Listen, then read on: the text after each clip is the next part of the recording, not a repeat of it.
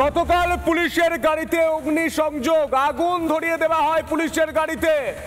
আগুন ধরানোর ঘটনায় গ্রেপ্তার ৮। পুলিশের গাড়িতে আগুন ধরিয়ে দেওয়ার ঘটনায় গ্রেপ্তার ৮ জনকে গ্রেপ্তার কাশীপুর থানার পুলিশের। সকাল থেকে এলাকায় মোতায়েন পুলিশ। পুলিশের গাড়িতে ভাঙচুর করে আগুন ধরিয়ে দেওয়া হচ্ছে। ভাবতে পারছেন এটা বাংলার পরিস্থিতি। গতকাল পুলিশের গাড়িতে আগুন ধরিয়ে দেওয়া হয়। আগুন ধরানোর ঘটনায় গ্রেপ্তার ৮ জনকে গ্রেপ্তার করেছে কাশীপুর থানার পুলিশ।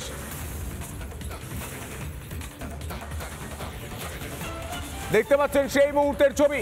জ্বলছে বাইক, জ্বলছে গাড়ি, পুলিশের গাড়ি ভাঙচুর। এটা বাংলার ছবি দাদা, এটা বাংলার ছবি, গতকালের ছবি। আর এই বিষয় নিয়ে রাজ্যের বিরোধী দলনেতা শুভেন্দু অধিকারী তিনি ঠিক কি বলেছেন শুনবো।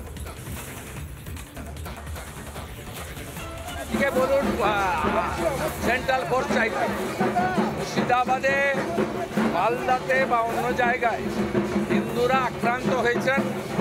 আমি কোর্টে গেছি, ভাঙড়ে হিন্দু আক্রান্ত হয়নি, মমতার পুলিশ আক্রান্ত হয়েছে।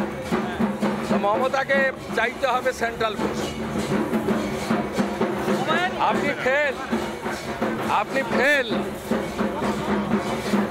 আপনি ফেল, পুলিশ মন্ত্রী হিসাবে ফেল। আর এই বিষয় নিয়ে বিজেপি নেতা দিলীপ ঘোষ তিনি ঠিক কি বলছেন শুনবো। আমার তো নতুন কিছু নয়, সেই বিদ্যুতের এ নিয়ে যে পাওয়ার গ্রিড নিয়ে আন্দোলন থেকে দেখে আসি, হিংসক আন্দোলন, সম্পত্তি নষ্ট করা। পঞ্চায়েত ইলেকশনে দেখলাম দুই পক্ষ গুন্ডাদের নামিয়ে দিল। ভাবি এমএলএ আর বর্তমান এমএলএ মিলিয়ে কী ঝগড়া করলো, ওখানে নমিনেশন করতে পারলো না, প্রাণ গেল, সম্পত্তি নষ্ট হলো গরিব লোকের। ঠিক একই দৃশ্য শক্তি দেখানোর জন্য আইএসএফও নেমেছে।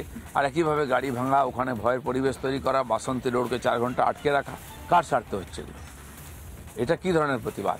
মানুষের সম্পত্তি নষ্ট করে, মানুষকে ভয় দেখিয়ে, একটি সম্প্রদায়কে খেপিয়ে।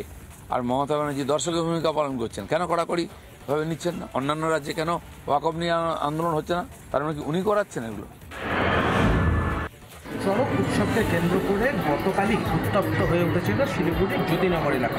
গতকালের ঘটনার পরেও এখনও পর্যন্ত এলাকার পরিবেশ থমথমা, যদিও এলাকাতে মোতায়েন রয়েছে পুলিশ বাহিনী। শিলিগুড়ি পুলিশ কমিশনারেটের বিশেষ বাহিনী, লাঠিধারী পুলিশ, ঢালধারী পুলিশ, তারা কিন্তু এলাকাতে রয়েছেন। গতকালের ঘটনার পর এলাকাতে আইনের শাসন ফিরিয়ে আনতেই কিন্তু ইতিমধ্যে বিশাল পুলিশ বাহিনী এলাকাতে মোতায়েন করা হয়েছিল। পরবর্তীতে দেখা যাচ্ছে যে এলাকার যারা বাসিন্দা রয়েছেন তারা কিন্তু গতকালের সেই স্মৃতি তা কিন্তু এখনও পর্যন্ত ভুলতে পারেনি। কিন্তু প্রশ্ন হচ্ছে, রাজ্যের বিভিন্ন জায়গাতে যখন এই ধরনের অশান্তি ছড়াচ্ছে, তাহলে কতদিনে গোটা রাজ্যে আইনের শাসনকে প্রতিষ্ঠা করা যাবে? কার কিংবা কাদের উস্কানিতে এই ধরনের ঘটনা ঘটছে রাজ্য জুড়ে, সে বিষয়ে কিন্তু ইতিমধ্যে প্রশ্ন তুলতে শুরু করেছে রাজ্যবাসী। এখন দেখার বিষয় কতদিনে গোটা রাজ্যে শান্তি পুনরায় ফিরে আসে। শিলিগুড়ি থেকে রণজিৎ ঘোষ, রিপাবলিক বাংলা।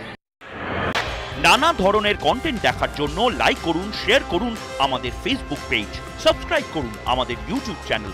পাশাপাশি অন্যান্য ব্রেকিং নিউজের জন্য অবশ্যই চোখ রাখুন রিপাবলিক বাংলায়।